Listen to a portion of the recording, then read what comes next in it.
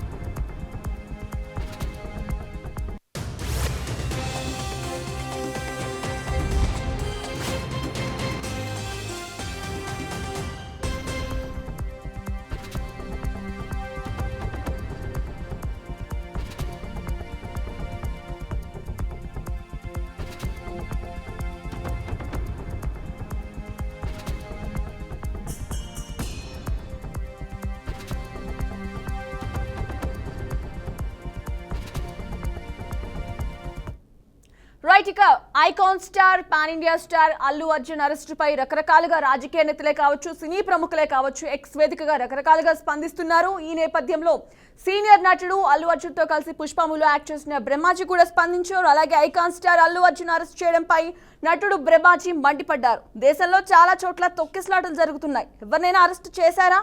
అలా చేస్తే సగం మంది రాజకీయ నేతలు లోపల ఉండాలి అని ట్వీట్ చేశారు. దీంతో ఈ పోస్ట్ అయితే ఇప్పుడు వైరల్ అవుతోంది. అయితే చట్ట ప్రకారం ఇదంతా జరుగుతూ ఉండడంతో కూడా ఈ ఇష్యూపై సినీ ఇండస్ట్రీ సభ్యులు సైతం రియాక్ట్ అయ్యేందుకు ఆలోచిస్తున్న పరిస్థితి కనిపిస్తోంది.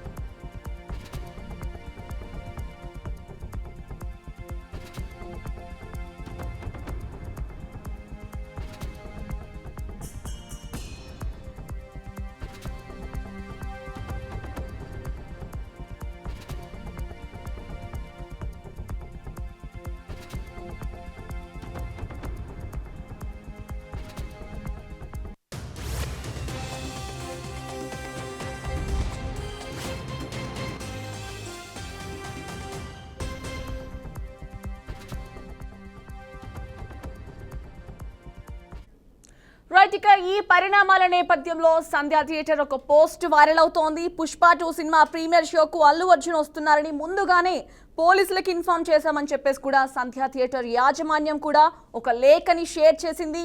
4వ తేదీ రాత్రి 9:30 అల్లు అర్జున్ అలాగే హీరోయిన్ విఐపీలు వస్తున్నారని చెప్పేసి కూడా ముందుగానే పోలీసులు పర్మిషన్స్ తీసుకున్నట్టు పోలీసులకి ఒక లేఖ కూడా పంపించినట్టు కూడా ఒక లేఖను విడుదల చేశారు. ఈ నేపథ్యంలో భారీగా ప్రజలు తరలి వస్తారు కాబట్టి పోలీసులు బందోబస్తు కల్పించండి అని చెప్పేసి కూడా చిక్కడపల్లి ఏసీపీకి కూడా ఒక లేఖ రాసినట్టు కూడా తెలుస్తోంది.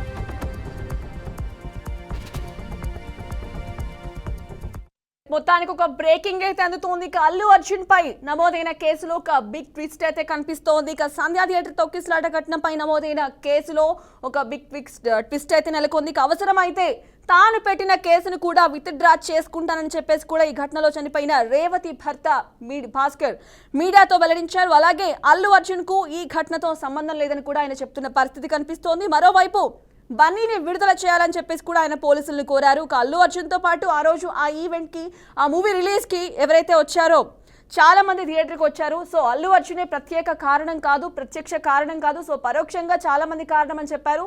ఈ నేపథ్యంలో అవసరమైతే అల్లు అర్జున్ మీద ఏదైతే కేసు పెట్టారో ఆ కేసుని విత్డ్రా చేసుకుంటానని కూడా భాస్కర్ మీడియాతో చెప్తున్న పరిస్థితి కనిపిస్తోంది.